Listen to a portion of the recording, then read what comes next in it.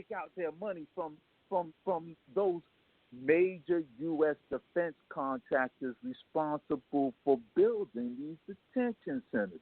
See, this is all, you don't even hear about the wall anymore because they're making so much money off of the detention centers. They're like, man, we don't need no wall. But these detention centers, the amount of money that they are making for housing and whatever they're doing down at the border, those thousands and thousands and thousands of people, they are making a fortune.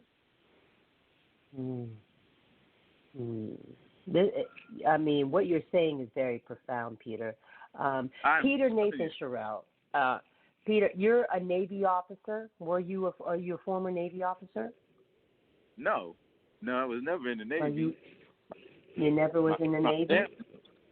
No. So you have a I'm digging. I'm looking through things. No, I have family in the Navy. I got family who were like what they call them lifers in the Navy. My sister was in the Navy for life. I mean, for like her entire 20 plus years. I got cousins in the Navy. Then tell me this. I want to know what was, because the book, you're saying a lot and you're putting things out there. All the data. You can search that. Yeah, all that data you can search. Yeah, go ahead. My question is your backlash. Are you fearful for yourself, your safety? Has any threats come to you? Has anyone been contacting you regarding this book? And has it stirred up any controversy?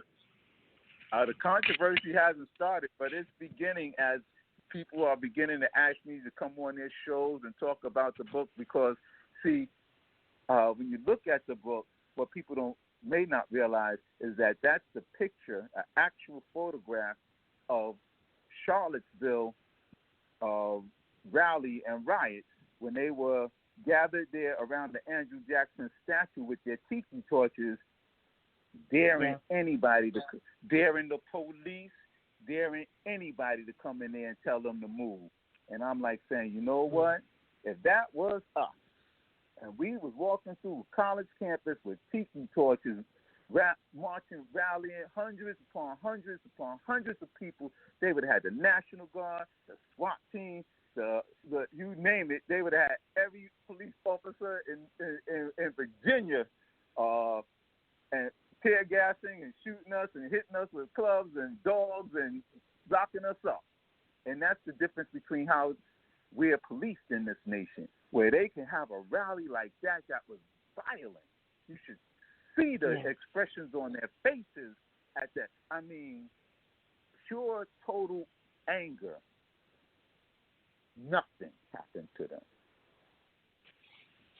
Yeah, you're right. Now, I want to ask, Paco, you're in with us on this discussion. I want to bring you in. You have any questions that you would like to ask Peter in regards to his book?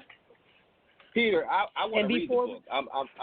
I'm very intrigued. Hold on, guys. Really, before we go forward, let me put you guys on hold. We got a caller calling in. Let's just find out who's calling in with us, and then Paco, I want you to ask Peter your question. Give me one moment. Let's check in and see who's calling in. This is Ty Jones, and you're live with us on Ty Jones The Voice. Who am I speaking to, and where are you calling from? Area code starts with 314. Well, my name's Bianchi. I was listening. I was drawn to the show because of the topic. I being a African American conservative who supported and voted for Donald Trump, so I was seeing what was being said.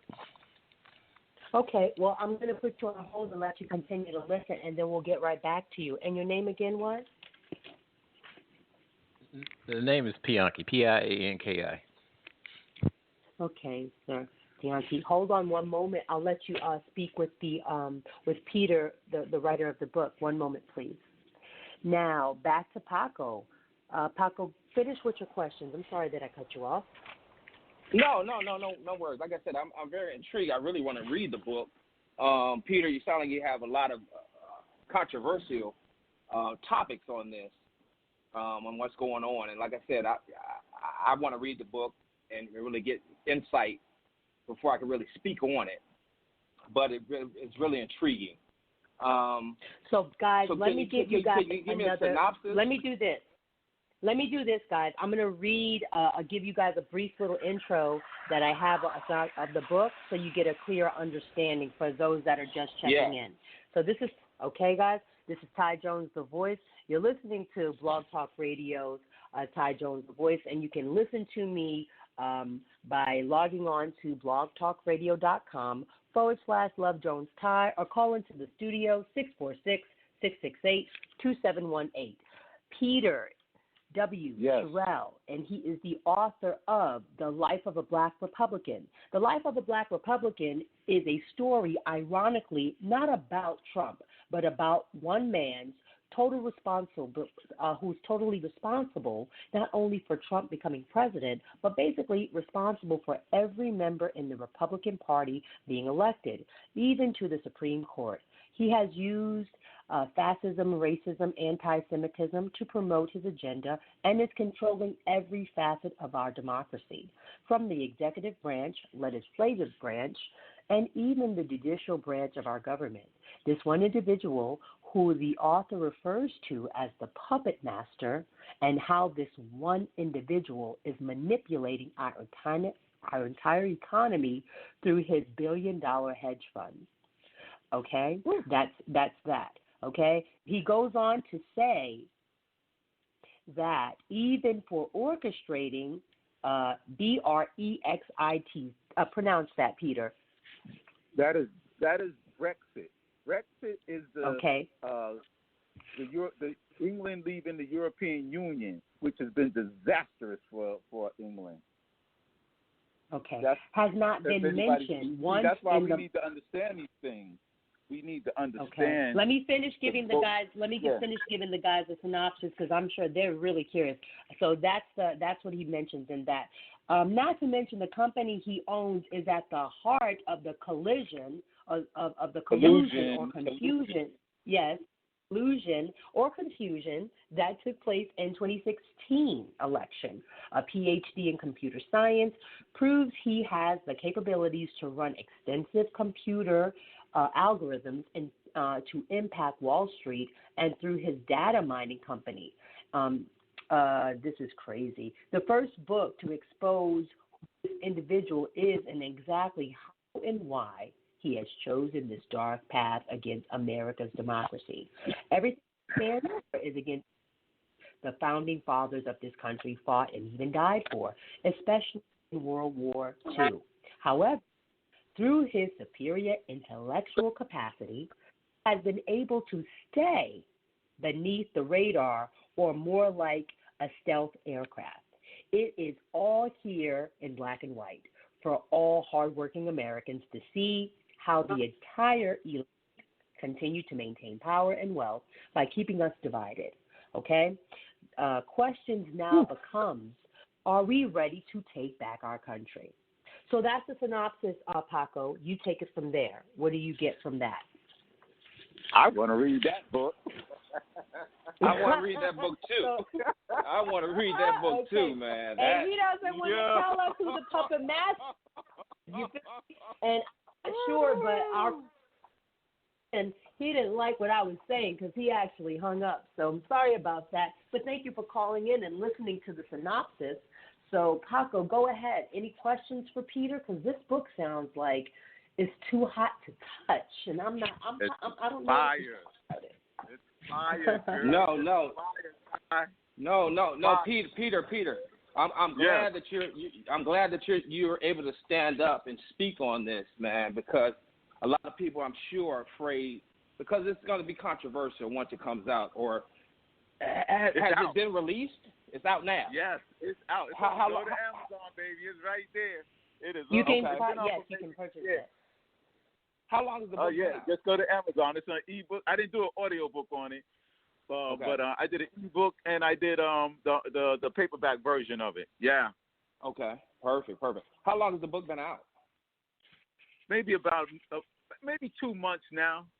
Okay. But it's just I'm just starting to really focus in on marketing and promotion of it because my day-to-day working in the school district, man, wasn't allowing me to give it the time that it really deserved. but school's out for summer, and I've been sitting down with my son, and we've been like really putting together a nice social platform for this book through our own company. And you know, if it had, I just share this, and this goes to ownership.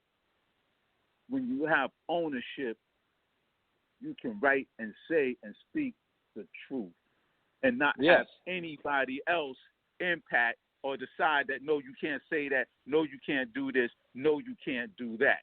And that's the difference between having to go through somebody, getting their approval, where you are the one who are the approver of the process. Big difference. Right. All the difference in the world.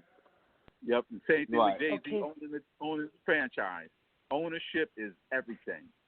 Ownership is power. So my purpose for connecting you two tonight, Peter, we want some. I would like to introduce the two of you also, because Paco, are you interested in writing a book of your own? Yes. I have a book. I was on the reality show Ready to Love, and you know, I'm in Atlanta, which is a huge. And Ty, you've been in Atlanta. We spoke on this. It's a huge. Okay, so since you said it, let me reintroduce this, because I've got to say it the right way to introduce you, because I was going to get there, but you beat me to the punch. Okay. I'm sorry. I got two brothers, and no, it's all good. That's why I'm mama. It's my home. Y'all came to visit me. So that's what's up. I got two beautiful black brothers in the studio tonight. I have Peter and I have Paco. P&P. All right. Now, both of you brothers, are you both single currently? What? Are you both single? Yes. I don't know. Who said yes? Peter, you don't know if you're single, Peter? No, I answered. Paco didn't answer. Okay. Now, Paco, you don't want to say nothing. That's player. Okay, so he didn't say nothing, guys. So the ladies listening, you heard it. He didn't say nothing. He pleaded the fifth. But, so Paco was from the TV show, reality show OWN, and he is on the platform with us tonight because I wanted to hear his insight as well as Peter's. Now, Atlanta, Ready to Love, Will Packer, OWN reality TV shows. Super hot, super sexy, successful black people trying to find love. Now, with that said, I, as a black woman, and I'm Latino as well, I moved to Atlanta for quite some time, and I'd have to say the show was right on point, Paco, as far as the dating scene in Atlanta is pretty tricky, but you didn't make it in the house. So what happened, babe? What was going on? I was too real. You know, I'm in Atlanta. You know, I said it was a well-written show. Shout out to OWN. Shout out to Will Packer. Right. It was my first time doing reality, so I didn't know what to expect. To be honest, they really kept everything hush hush. They threw us in the mix. We didn't know really what the synopsis of the show was going to be. We met people for the first time. Now, hold on one second. You saw all these women. You were in this house with all these men, and they kept some things from you. But when you started analyzing some of these sisters, and I saw how y'all was intermingling, did you have your eye on any one of them in particular? No, I didn't. To be honest, I didn't. When I found out what the show was really about during taping, I mean, our first time there, that's when I really found out what the show was really about.